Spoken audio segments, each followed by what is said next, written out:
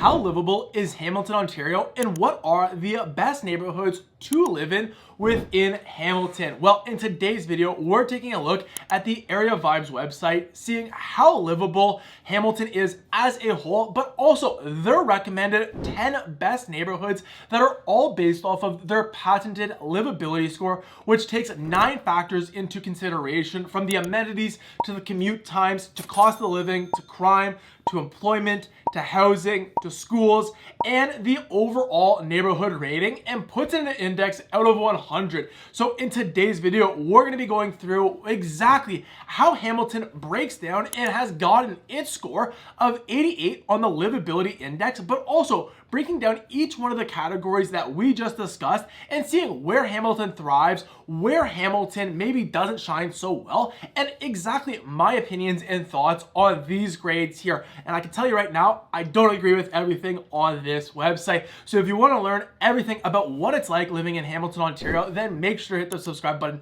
My name is Matthew, the founding realtor of the Living in Hamilton channel and team, and we've been helping people just like yourselves relocate to Hamilton and buy a home. So if you're thinking about making the move, whether you're 60 days out or 6 months out, send me and my team a message today. Otherwise, let's jump on to this website here and give you a full breakdown. So if we scroll on down and just look overall at the overall Hamilton area guide, we can see first and foremost, the population is 11,000 people. That right there is incorrect, as it's a lot closer to about 800,000 people for the region of Hamilton. The median age of 40 is about right. I think it's 41 and a half last time I remember.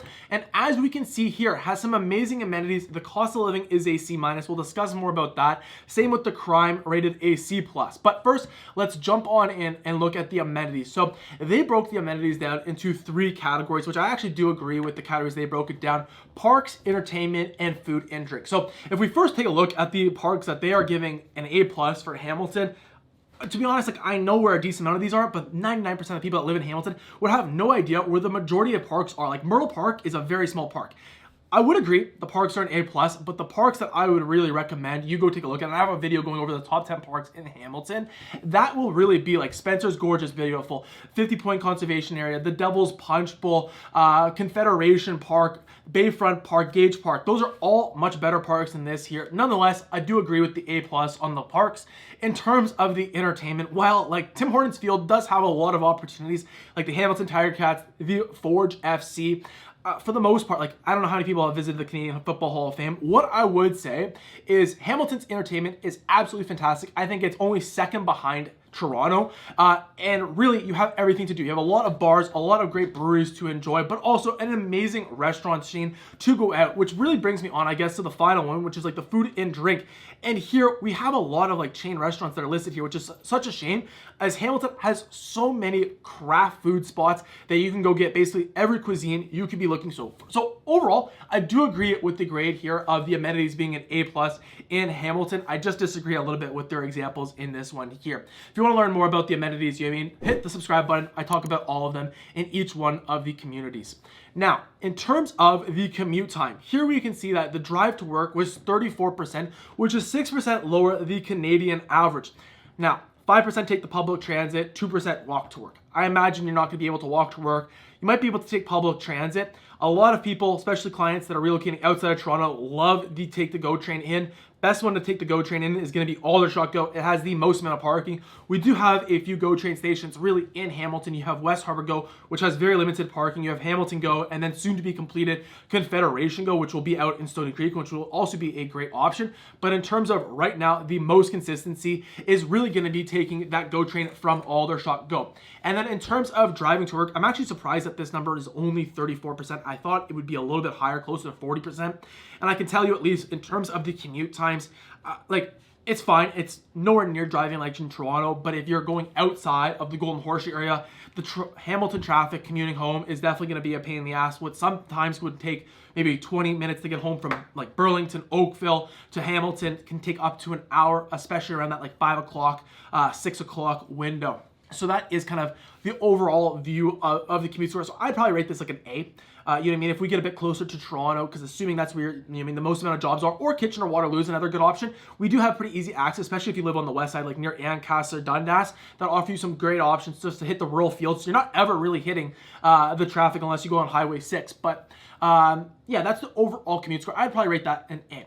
Now, cost of living. So what is the cost of living? It is apparently 13% lower than Ontario as a whole. It's 3% lower than the average. I assume this is the national average here. 11% more expensive. Oh, this is Ontario being 11% more expensive. So what I would say is overall, like the cost of living in the GTA is going to be quite similar. Like I do notice like the grocery prices in Hamilton are slightly more affordable compared to Toronto. But in terms of like the gas prices, the Wi-Fi prices, just general household expenses, you're roughly looking to spend about the same no matter where you're living in Ontario. However, where a lot of my clients absolutely love is going to be the housing costs in Hamilton is going to be a lot more affordable compared to the surrounding cities like Burlington, Oakville, Mississauga, even Grimsby. Now, you can of course find more affordable areas outside of the GTA, but it is that balance between being close to the Greater Toronto and Hamilton area versus being a bit more rural and getting a bit bigger home for your buck. But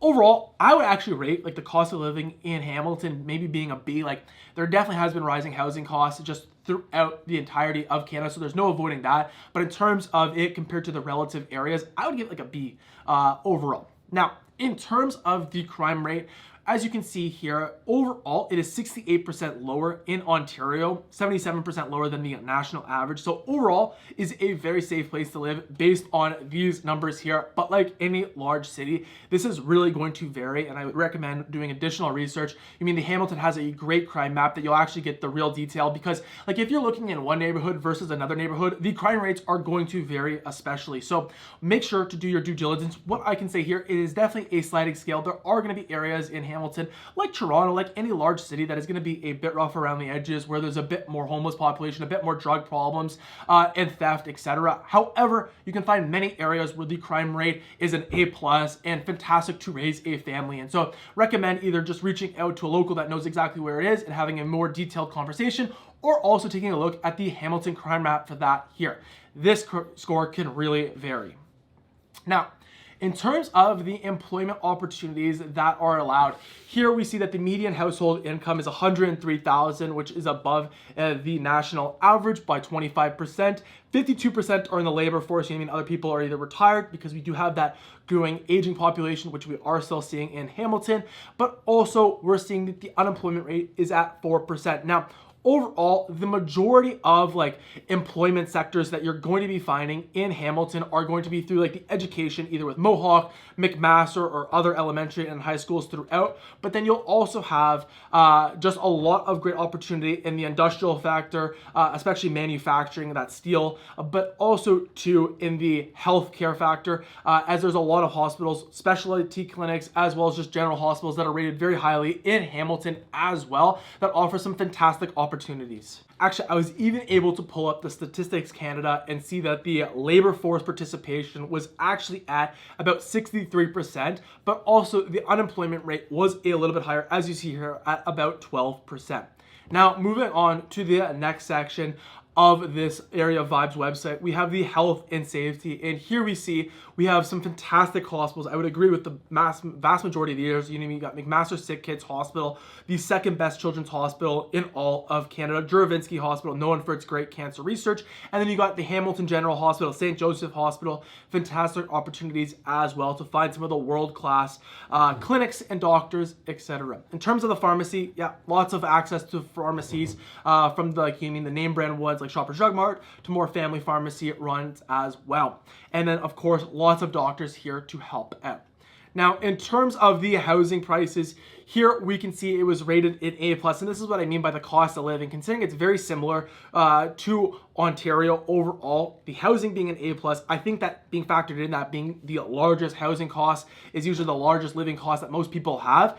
$809,000 for a median detached home here in Hamilton is a fantastic deal, because in some surrounding cities like Burlington, like Oakville, you can't find a detached home for under $1 million. Basically, the median rent here in Hamilton is at $1940, and as you can see, the home ownership apparently is 94%.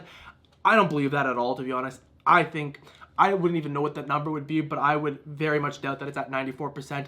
You mean a lot of people lease it out, either duplexes, triplexes, right? We have a lot of those opportunities as well. So I imagine that number is much lower, but nonetheless, I do agree with the score, giving it an A+. Now, with that said, if we take a look here and we see they rated the Hamilton schools an A-. So the Hamilton graduation rate is at 82%, which is 2% lower than the Canadian average, which is interesting. The bachelor's degree is 22%. And the school test was 4% lower than the Canadian average. Now, this is a generalization, kind of like the crime rate. It really is going to depend on the areas you're looking in, the schools that your kids will be attending. You're going to get various degrees of education and support. So what I'd always recommend is, one, a good starting point would be the Fraser Institute to get more detailed analysis of the individual school performance, which takes the EQAO, which is the 3 standardized tests that happen in grade 3, 6, and 9, and puts it into an index to give you an idea. Now, at the end of the day, that's just a good starting point. Would also recommend just reaching out to schools, learning more information, as those aren't always going to tell the full story, as what I've learned. But overall, A- for Hamilton schools, I would have to agree with. You also have 2 great post-secondary schools with McMaster University and Mohawk College right there as well. So overall, I definitely agree with that A- score. And then we have the user rating, a C. I don't know how valid this is. It's only 26 people that have viewed it. I don't know where they got them in. It's probably people just self-entering it. So we will skip over that because I don't know how valid that actually is there. But if we look now and we go to the neighborhood section of this report and we look at what their top neighborhoods are in Hamilton. So we'll take a look at our first one here. We got Kirkendall, what's the south? Yeah, so this is a great neighborhood overall. So one thing I would say, what you're going to be finding here is a lot of great historic detached homes. You mean those red brick homes. You have some fantastic walkability. You got Locke Street, you got Hess Street right around the area.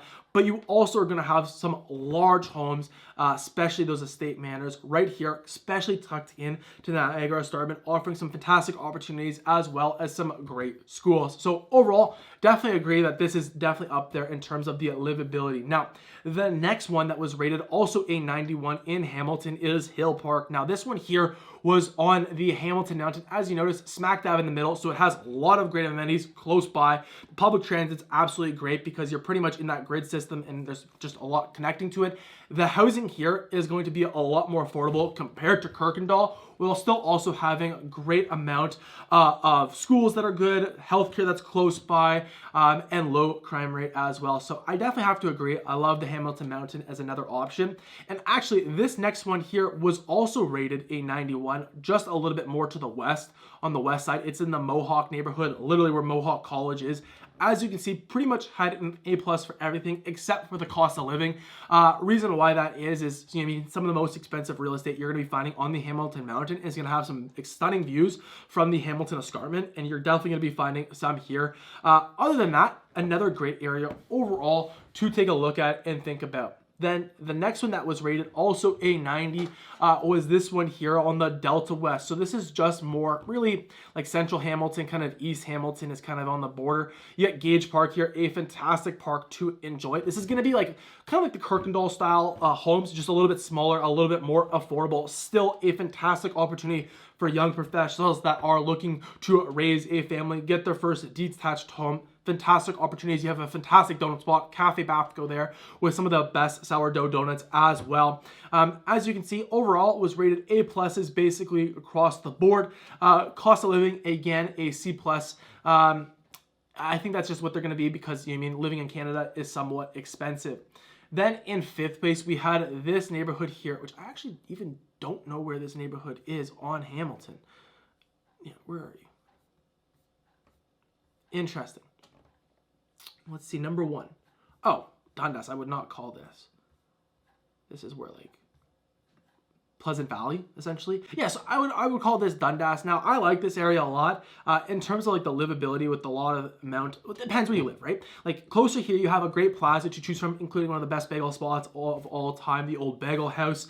Fantastic, recommend. But like if you're living over here, like fantastic residential area, you have some amazing parks close by, great 2-story homes to choose from. However, in terms of like the walkability, in terms of the public transit, in terms of like commute times, you're a lot more in the suburban area.